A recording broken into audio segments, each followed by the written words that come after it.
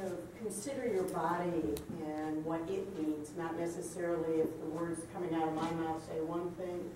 If you feel your body needs something else, you need to consider your body and do the right thing for you. So to begin this evening, I think the best thing we can do is to come to quiet. We're beginning our breathing. We're going to breathe in and out, closing our eyes, and just taking the breaths slowly and deep. All the way down through our abdomen. And when we exhale fully out. As we breathe in and out, what we want to do is we want to let go of the past. We want to let go of the potential of the future. And we want to be right here, right now, in the present, while we're in our practice today. Let's take a moment or two and continue the breathing, and quieting our bodies and quieting our minds. Though we may not clear our minds completely, we just learn to ignore all of the noise that's there.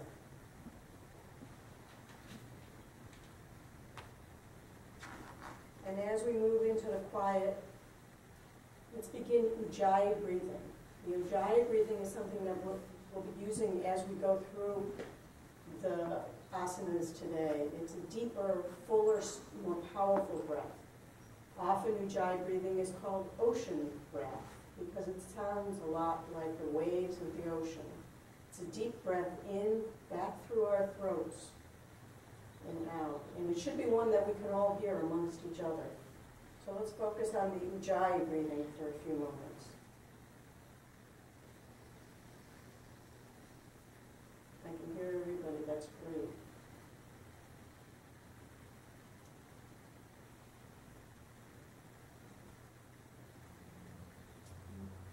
Slowly begin to open your eyes, and we're going to start to wake up our body so that we're ready to work for the next hour and 15 minutes. Let's begin with our wrists, loosening our wrists and opening them up. Start by placing your wrists, face your palm side up, but your fingertips facing the window behind you. I'm sorry, the back of the room. And just offer a gentle pressure on the backs of your wrists. And the object here is not to come up with real flexible wrists, but rather just loosening up from the tensions of the day. And then let's turn our hands over, bring our fingers back into the back of the room, and again place it.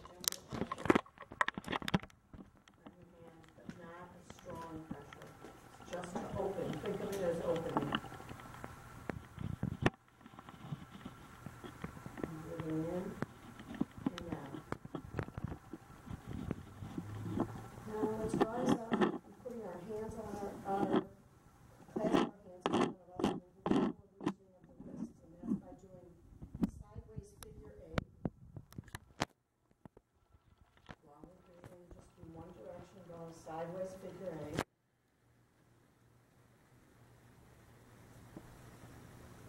And then to challenge your right and left side of your brain, try to do the figure eight going in the other direction. And see how that feels. We often get in the pattern of doing the same thing in the same way. And it's good to kind of mix things up a little bit. Okay. Let's go on to all fours. We'll begin to open our heart and our chest and our shoulders into cat position, being on all fours. And on an inhale, I want you to look up and open your heart and your shoulders going back and extending your back and your neck. And then on an exhale, hunch down, hunch your shoulders, drop your head, and drop your, rotate your pelvis inward, and then exhale and come out of it. Inhale up, and exhale hunched, and inhale out. Think of it as opening your heart center, being open to the experience of today. And hunch down, and then come to a neutral spine, so your spine is even. And then let's drop back and do some circles with our hips to open up and loosen up the circle, your hips. Exhale as you come back, rotating around and inhaling as you go forward, and exhale as you drop back. And inhale as you move forward. And be sure to get the full range of motion in with your arms and your shoulders as well as your hips.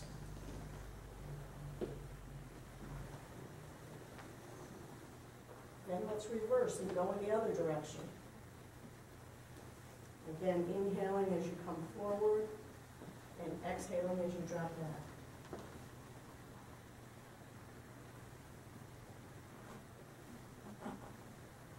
From here, come back to your neutral spine, and then relax back into child's pose, Balasana. While you're here relaxing, continue with your Ujjayi breathing. Taking 3 breaths in the Ujjayi breathing.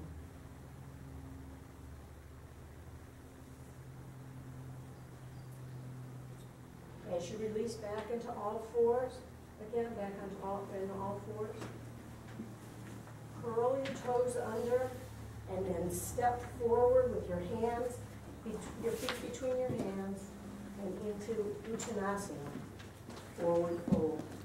Allow your head to hang down, your back to hang down. Relax that in that position.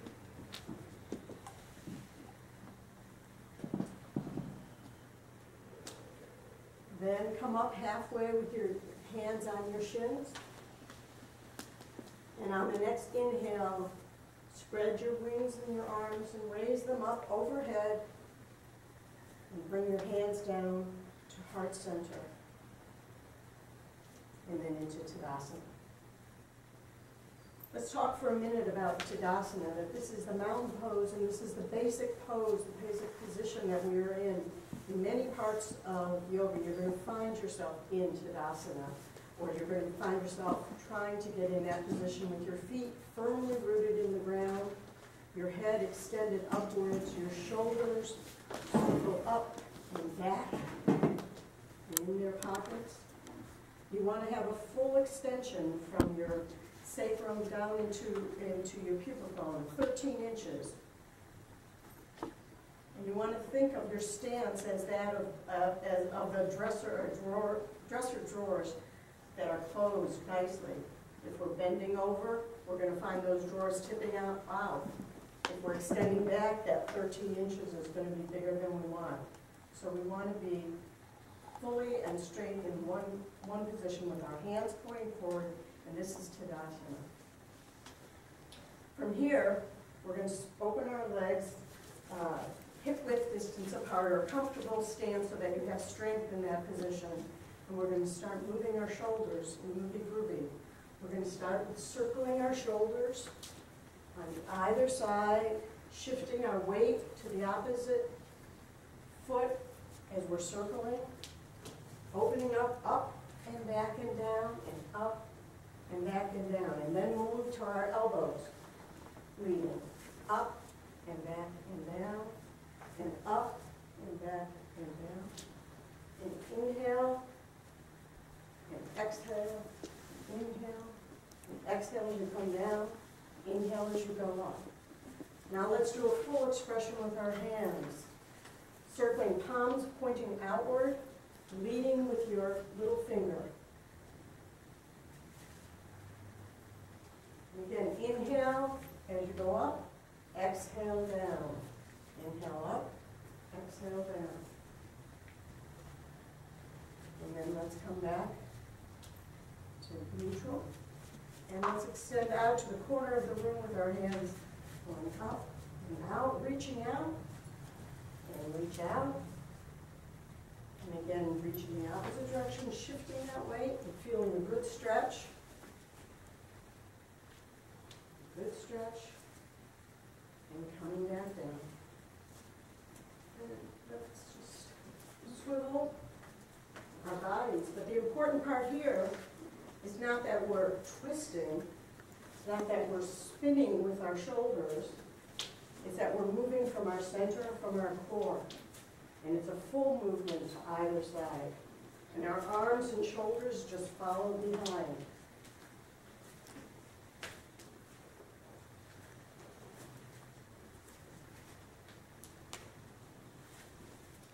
And then once more, let's come back to standing. From here, let's bring our feet a little bit closer together back into Tadasana. We're going to do what I like to call flowing motion. And this is exercising our feet and our toes, and most of all, it's helping us with our balance. So on an inhale, we're going to come up on our toes, and on an exhale, we're going to go back on our heels. And we're going to go up on our toes, and back on our heels. And if you feel comfortable, we're going to add the hands as if we were swimming through water. So we're going to push the water away, and we're going to pull the water back. Push and pull. And inhale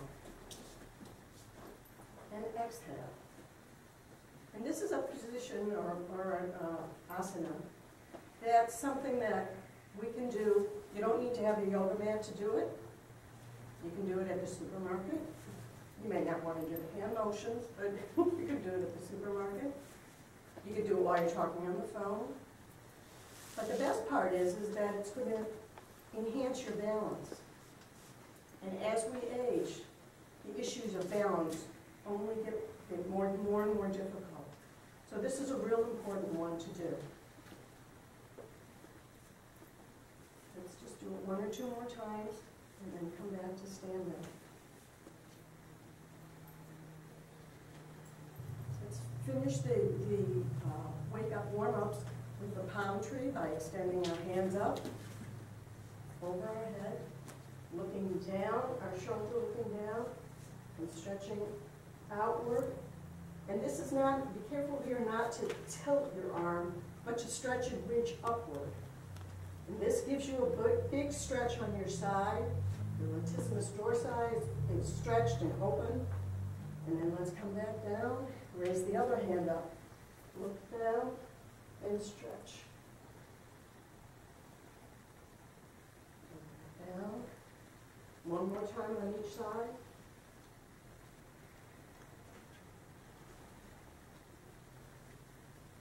Exhale down, coming back up. Let's bring our hands to heart center. Inhale our hands up. And floating our arms down, and our backs down into Uttanasana. And then from here, let's move back, step back into our first downward dog of the day. And because this is the first of the day, let's pedal back our legs to help open them up, wake up our calves and our hamstrings. Be sure your fingers are spread and flat on the ground. Your head is down and relaxed. And let's take a few breaths here.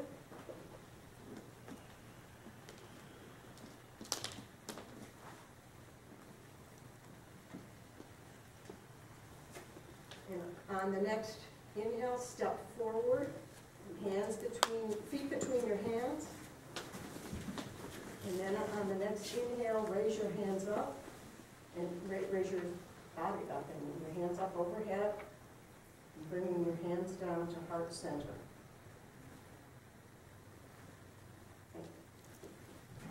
Yay. What would come right after that? What would come right after that? Then you would do Vinny. I'm gonna do the name. Yeah, okay, okay. You know, I just, okay, good. All right, I hear you. I just was curious where that was I leading. mean, if I was doing that and continuing on, I probably would have done more from down there and gone on. Yeah. I wouldn't have just come back up and ended, but I figured I wanted to get everybody looking up.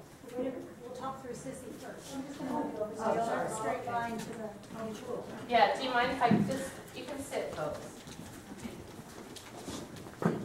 So it would be great if I could say, hey, folks, give us some feedback and give us your things, because it would be good. I mean, that would be wonderful. I'm just a little bit concerned about time. Yeah. So I'm not gonna do that. But let's have one person say something that you liked. There was something she did that I thought was really good, and I wanted to remember it. I'm not remembering it now. That she used some terms that I hadn't heard before that I thought were pretty descriptive, Okay, and I liked it. nice, good, okay. Lisa? I really liked how you set the intention throughout the practice and really connected it to real life and why we're here. That was very meaningful to me. And voice quality was excellent. Yeah. But you felt very grounded. I knew you were nervous, but I think that if I hadn't known that you were nervous because I was looking intently, I don't think anybody would know. So that, I think, was awesome. So I'm just going to run through real quick. I loved when you got to the let's do. Everybody will have something that I'll point out that you say a lot. What you want to do, what we want to do is a repetitive thing. And you don't really know what they want to do. So, like saying what you want to do is not actually accurate because we don't know what they want to do. So you might just say what we're doing. I would just say, well, let's do this, or this is what we're, you don't have to say this is what we're doing, just do it. Now let's do this. Now let's take the arm up. You don't have to say let's do this. Now bend to the side. Now whatever it is, right? And I loved when you giggled. That was great. That was just great. Oh, you could do this over Marshall or not, because it's so nice. It just relaxes the tension. I'm not going to talk too much about the directions at the beginning because I'm going to go over how to introduce Ujjayi breathing and all that stuff. At what level was it supposed to be? 3. This was level 3. Is that what you're all doing, level 3? Okay. So then I think that that's too much talk about Ujjayi breathing for level 3. Right? That's why I was sort of going, oh, okay, so she's teaching Yoga 1, because she's talking about Ujjayi breathing and how you do it and all that stuff. At level 3, you're just going to allow them to get in touch with their breath, just to center and arrive, and then you could say, follow your Ujjayi breath, begin to expand the breath, to amplify the breath. I wouldn't say we're breathing down into the abdomen, because then people tend to do this, right? Even teaching beginners. We usually say, breathe wide into your ribs like an accordion, yeah? And I never say take a deep breath, because we don't want people to go, right? Just take a slow inhale, long exhale, right? Because we want the breaths to be rhythmical and slow. But again, I thought you were teaching Yoga 1 at the beginning, and that's where I got confused. So for sure, if you're doing this, you might say something like deep breath. Let's see. And the whole thing about clear our minds completely, I would never even insinuate that our goal would be to clear our minds completely, because it's impossible and it sets kind of unreasonable expectations, but we can certainly talk about that. And we'll talk about the Ujjayi breath being the breath of quiet alertness and how to describe that. There was no Om that was intentional? Okay, so we would Om probably at the beginning of a class if we're here, right? You don't have to Om, but why did you choose not to Om? Anxiety. Oh, okay. All right, okay. Fair enough. I just wanted to get into it. Okay, got it. Okay, that's fair enough. Good, that's a great answer. Okay. Okay. I would reverse the order of your wrist release. So again, in the idea of freedom before leverage, right? If we do something like this, it's a little freer. And then generally, because people have had their hands like this all day, we do this first. And then we do this as a counter to it. And I would give some direction with, I like that you used some breath cue in that. That was good. But I would also say just, you know, with the fingers on the floor, press the heels away from the hands, keep your shoulders back. Because you said use a gentle pressure, but you weren't giving a direction, right? So that was very minor. There were all these things are minor, but these are the things I write down as we go. When you get to cat stretch, I would prefer not to use the direction inhale, look up, because it directs from the head. So generally what we say is bend the elbows toward the knees, inhale, chest forward, exhale, hollow the belly around the back. I would not use the word hunch, because this is hunching, right? Hunching is Richard Nixon. So instead, you could say, expand the upper back, bring the shoulders above the wrists, feel the space between the shoulder blades, feel like a Halloween cat, feel like a mushroom cat, but hunch is not a word I would use because it kind of, if your shoulders are hunched, it sort of implies you're tense. You can use the descriptions of flex and extend the spine. In general, I felt like there was not enough breath cueing. That there were a lot of directions, which were good directions, but that word, when you did do it, it stood out. Am I correct? Because I noticed that, maybe you didn't notice, that all their breath stopped. I couldn't hear the breath without the, as soon as the breath cues are there, I hear the breath. When you just started cueing movements, I didn't hear the breath as well.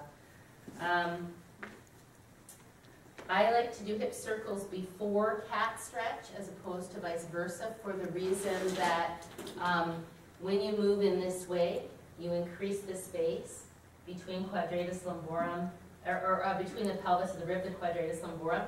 So if we've just come, maybe it's an evening class, we've just come from sitting at a desk or a car, or maybe we've just gotten out of bed.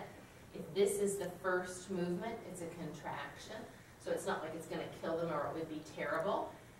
But that's why I make that choice to do this first, to loosen this up and then come to cat stretch.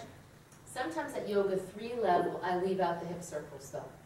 Because sometimes I just go directly to the cat stretch because I'm assuming that people are going to do it well. They're not going to do, you know, some massive back bend.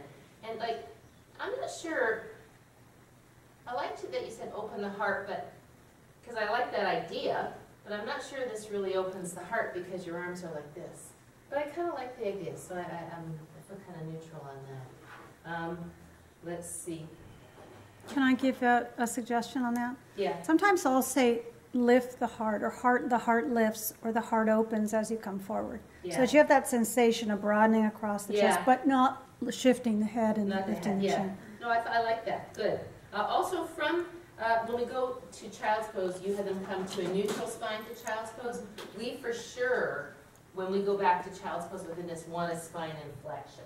So this is one of the common errors that people make is they come with a neutral spine like this, and then they miss that opportunity to stretch all these longitudinal muscles.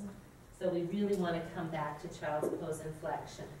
I liked when you said breathing in child's pose.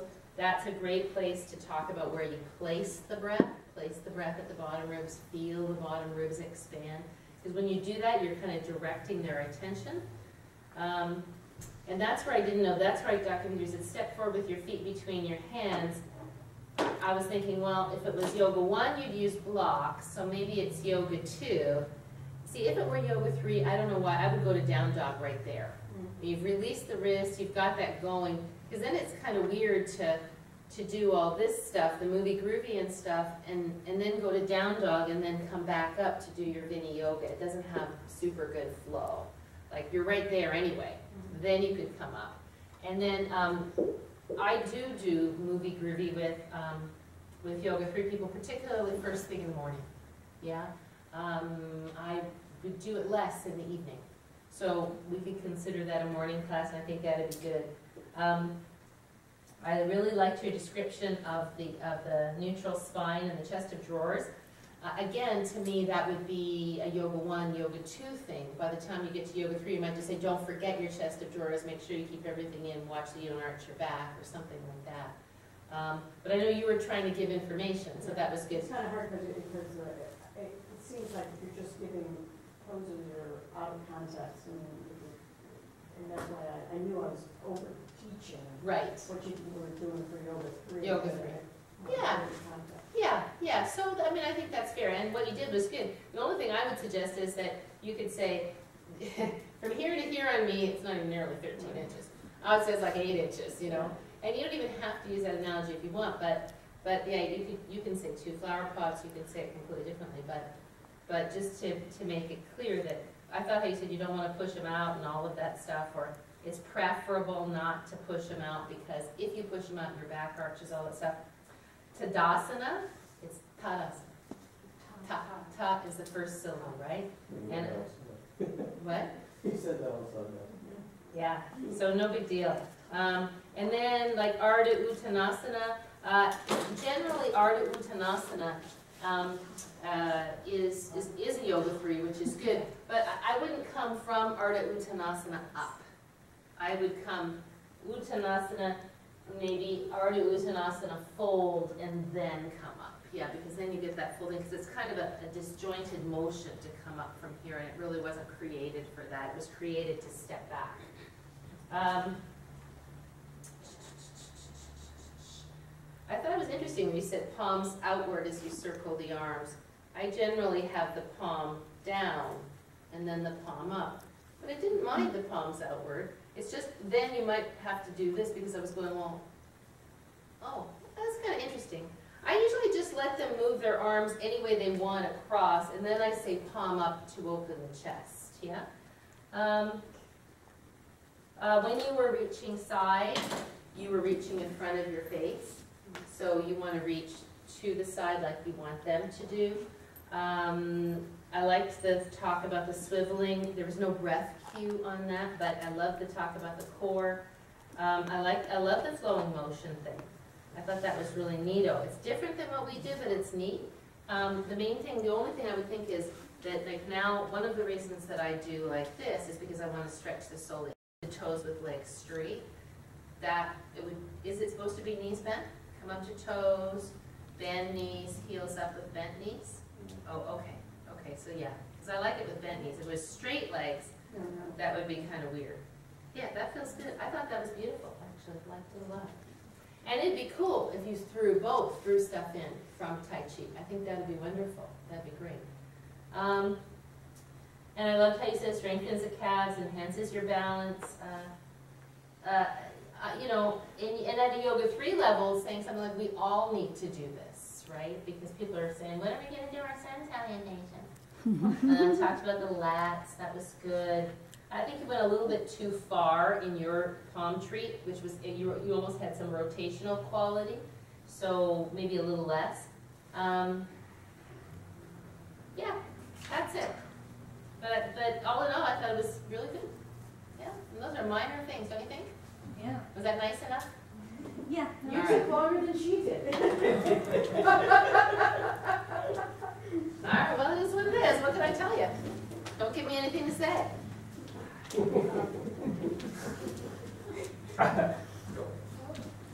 And with that, Pat, you're up. So bring your blocks up front. These are warmed up yoga 3 people, is that correct? Yeah. Okay, great, thanks.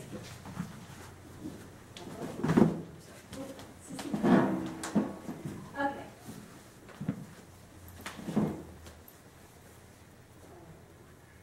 Step your right foot back.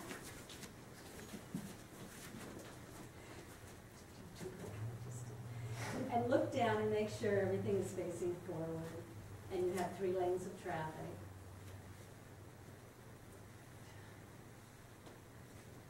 Inhale your arm up. Exhale, hinge at the hips halfway down. Inhale. Exhale all the way down, waterfall down. Breathe here. Inhale and sweep your arm forward like a speed skater, straight up, and exhale the arm down. Again, inhale the arm up, exhale halfway down, inhale here, exhale waterfall down, take a nice slow breath here.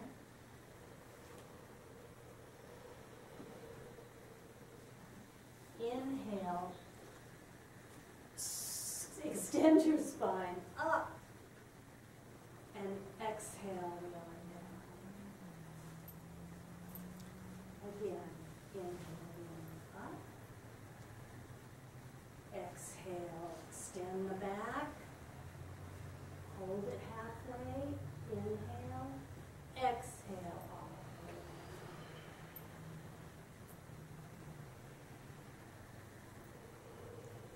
Inhale, up. Exhale, lower down.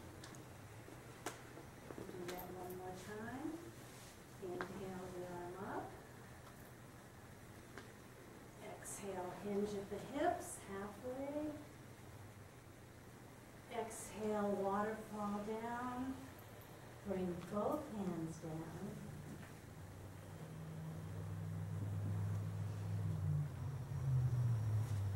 And now we're going to do Parshavottanasana. So set your blocks up if that's what you need. And you might want to place your foot in another position, your back foot. So inhale, release the knee, exhale, pull it straight. Keep your hips even.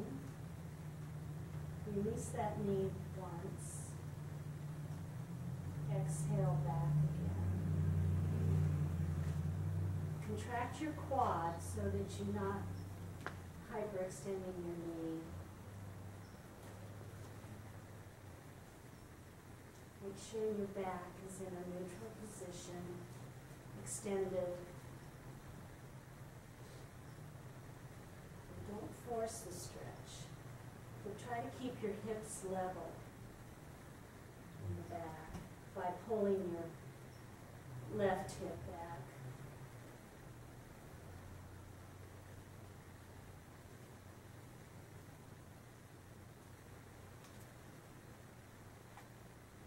If you want to add on here, you can release your knee, pull back, and pull the toes and the ball of the foot up. And sometimes I like to bend the back leg. And you get a whole different stretch here.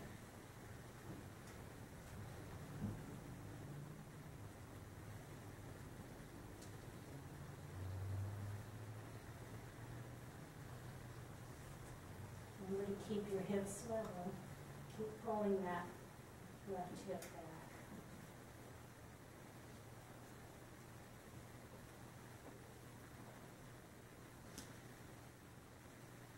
Pull the toes back.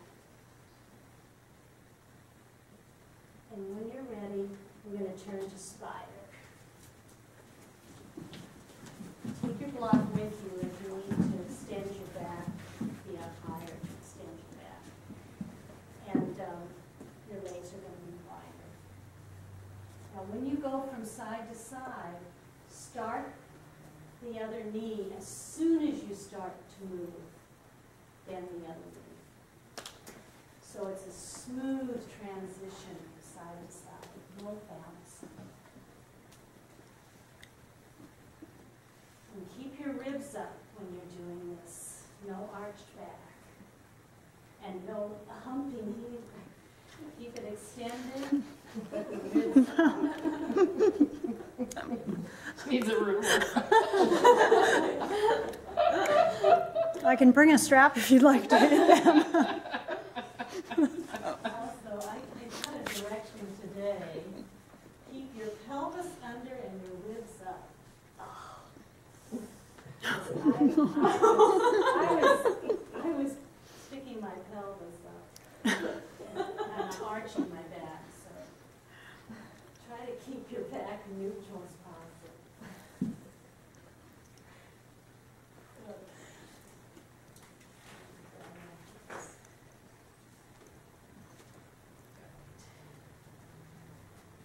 Let's come back to high lunge. Step the right foot up to meet the left. Arms up.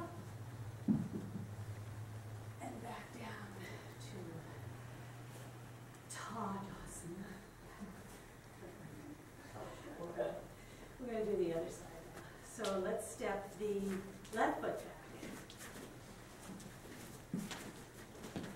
Look down, make sure everything is straight. We've got 3 lanes of traffic, hands behind your back. Okay, inhale the arm up. Exhale, halfway down. Inhale, exhale all the way down. Make sure those hips are level.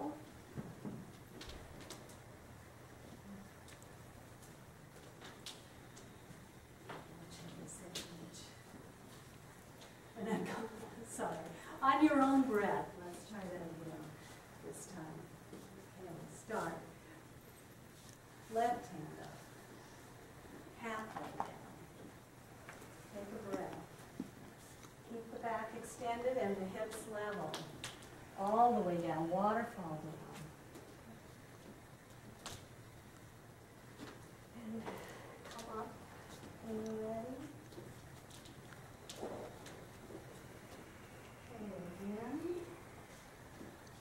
Inhale the arm up. Exhale down, halfway. Hips level. Push that right hip. Yeah, no. Left. I don't know. Just feel the hips level. I have to do it tonight. Okay, come on up. We got one more, and then into partial buttocks. Okay. Inhale up, exhale. You're going to pull the right hip back to level them out. I saw a lot of uneven hips.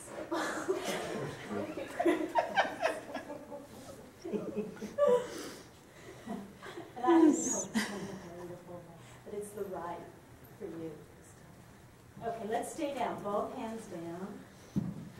And when you're ready, set your blocks up for Parshabhat Konasana. Hamstring stretch. Okay. Now keep that spine long and just slowly breathe into that stretch. Release it once so that it knows it's going to be stretching. It doesn't tighten up on you. And you can spread your toes too. This is a good time to spread your toes out.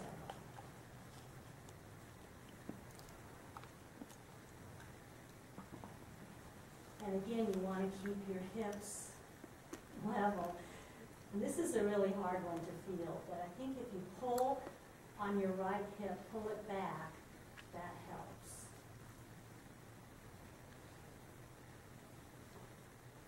Keeping both legs straight.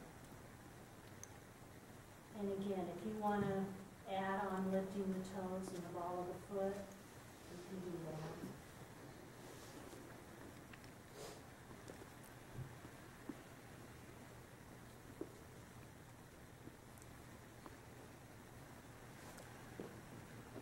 Don't forget the Ujjayi breath. Now bend that front knee, and let's turn again to spider.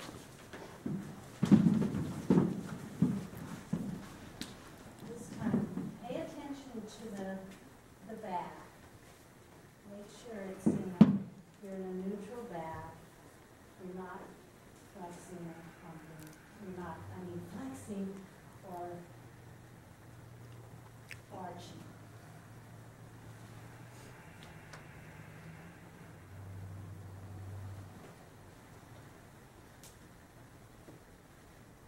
Slowly move from side to side.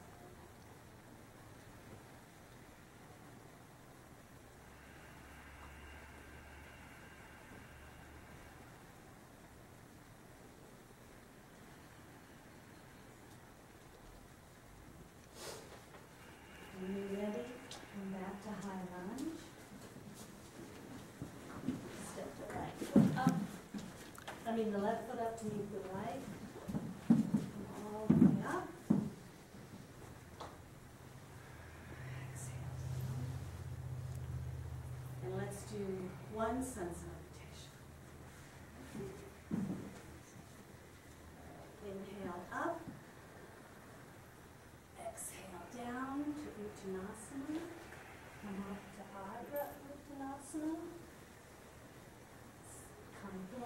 jump or step back to plank. Now you have a choice. You can come down into cobra or come down to upward dog. Whichever you prefer. Back to downward dog. Let's take 5 breaths here.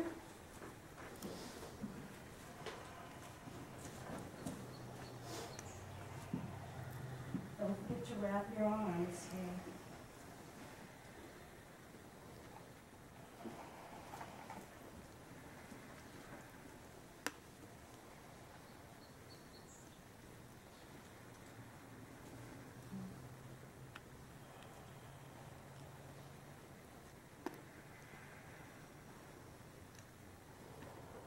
When you're ready, you can jump or step up to Uttanasana.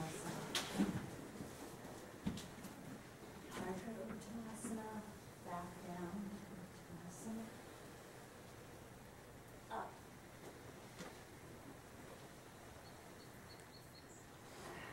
Exhale back down.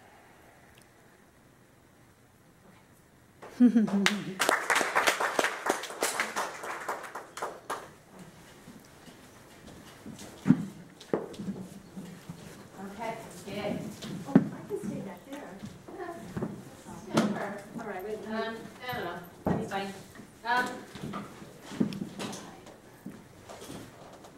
So what's really good is that you know a lot of things. And like when you said, you get a little light touch, you said, oh, it's a great place to stretch your toes out, don't freak your toes. That was so nice because it just felt like a suggestion from somebody who's kind of there with you. You know, acknowledging that you are people who practice regularly. And I love when you said, I like to do this, or I forget to do this sometimes. So it's, you know, so I think that all of those things are good where you made it feel kind of inclusive. It did have a slightly schoolmarmish quality to it, which was don't do this, don't do that, make sure you do this, don't do this, make sure you do that. And I know you were trying to show that you know these things, but I think if I were in class and I was in Yoga 3, I'd go like, okay already. Yeah, it was a little bit too much, right?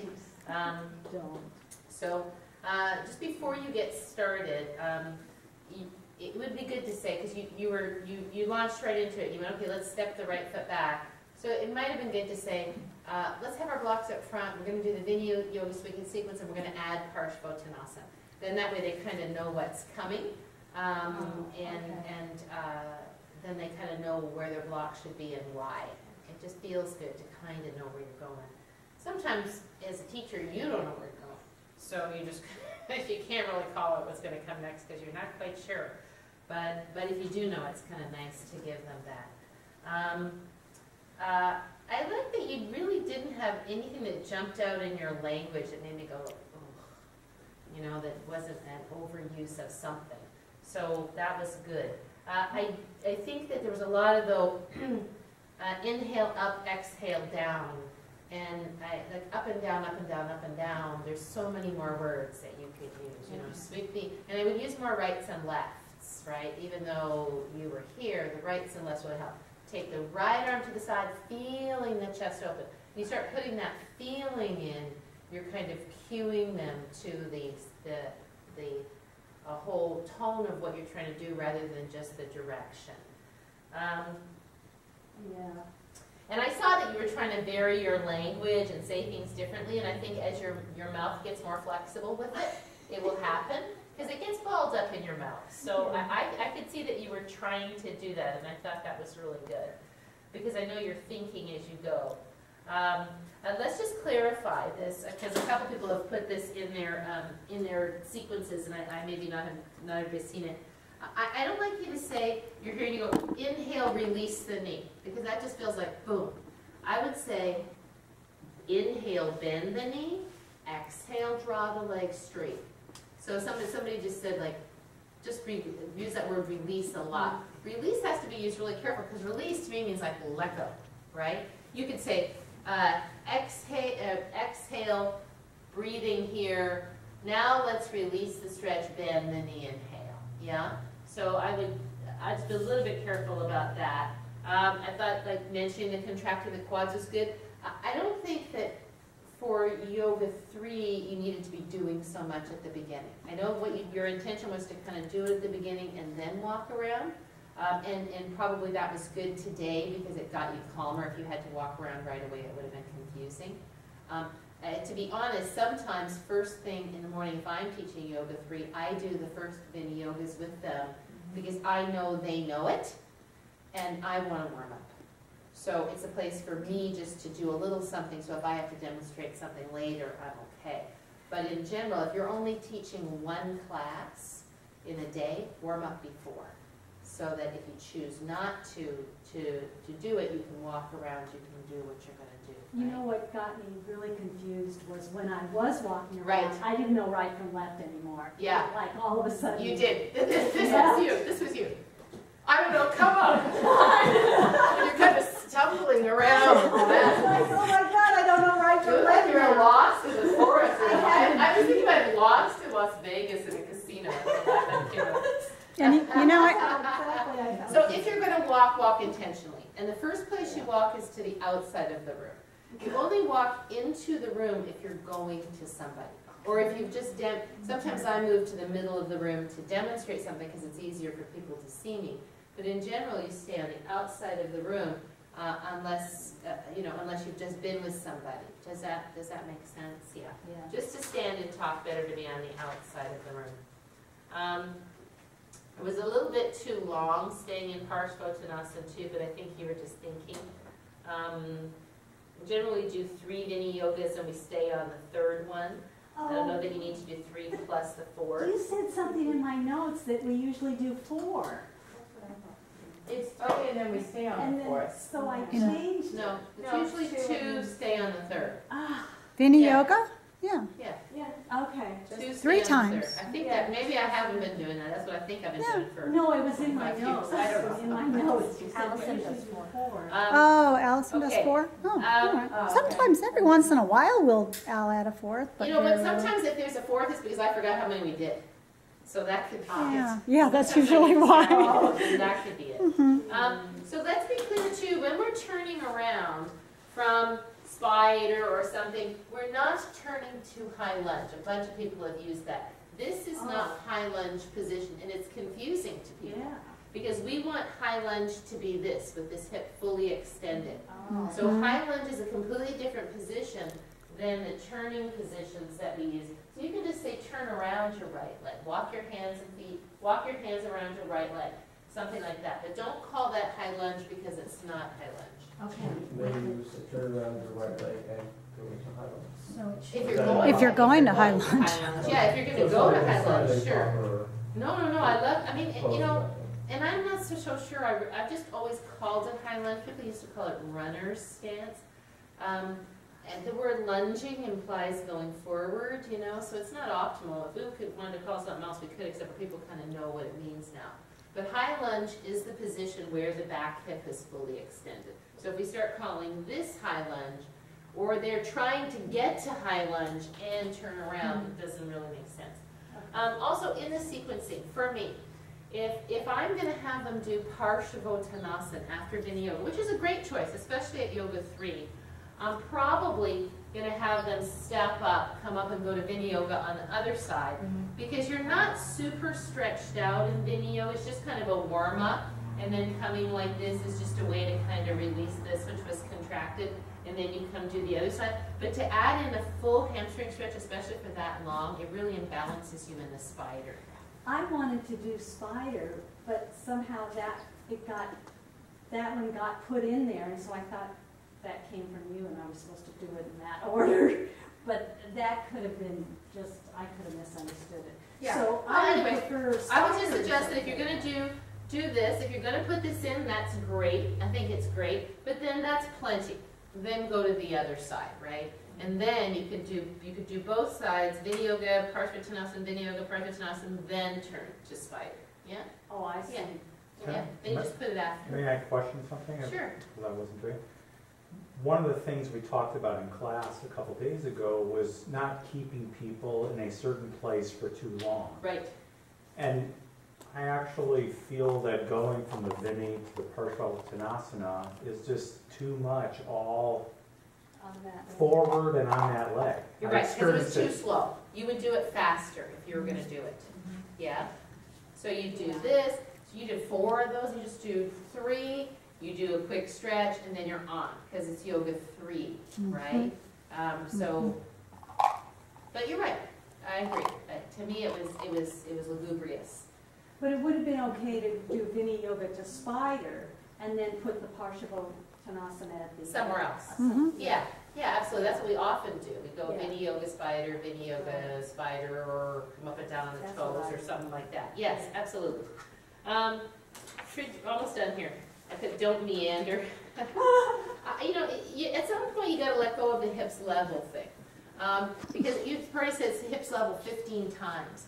And so like walk around, if somebody's hips aren't level, go help them, but don't say it over and over and over. Also, when you come forward in the Vini Yoga stretch, my hips aren't level, right? You would say, pull the left hip back to feel the stretch in the left hip. It doesn't really matter if the hips are completely level. And there'll be a lot of people whose hips aren't level because you're just getting started and the IT band is tight. And you've heard me many times on Wednesday morning, when I see massive, a lot like this, I go, ooh, we better get right to that IT band. Because sometimes it's different than other days. Sometimes people are tighter than others, and you can see it right off the bat in that Vini Yoga, right? So I would just, walk around and not worry about it. A little bit like what you can say too in Parshavottanasana. I mean, especially for Yoga 3, once they're in there, this is the description I usually say. Find the foot position and block height that allows you to feel the intention of the pose. Stretching the front leg, keeping the pelvis level and the spine level. Right? So you're saying, what are the 2 variables there in Yoga 3? How distant your feet are going to be and how high your props are going to be. And everybody's going to look to have a long spine as best they can and to have as level a pelvis as they can and to stretch the back of their legs. Can you say that again? Find the block position and block and foot position? Right, block height and foot position, Block. or foot distance, or the distance of feet apart that allows you to stretch the back of the leg and keep the spine long and level your pelvis as best you can. And because then you could have, when you were doing so many of those, make sure you do this, make sure you do that, you could say, let's go back to those adductors now. Ooh, like just kind of a little bit lighter would feel good. Yeah. And then this is the last thing. Oh, here, the last thing was the sun salutation. So that was way out of place because there had been no warm-up of the shoulders at all. That's why I asked. But I didn't know what came before. How could I answer that question, right? So you would want to do, before you get to jumping back and doing cobra and upper facing dog, you would want to have some crescent pose. You would want to have some Ardha Shalabhasana. You would want to have something that warms you up for a sun salutation. If you were teaching 9-year-olds, you could just start with sun salutations. Right. But we want to So warm that the up. movie is not enough then, to warm up the shoulders. No, not for that, because you're weight bearing, So you want to have, before you hop back, at least you want to do a couple of chaturangas, maybe giving the knees and toes option, something like that, because the weight bearing. Right, and upward facing dog is not in Yoga 3. Well, no, you could put it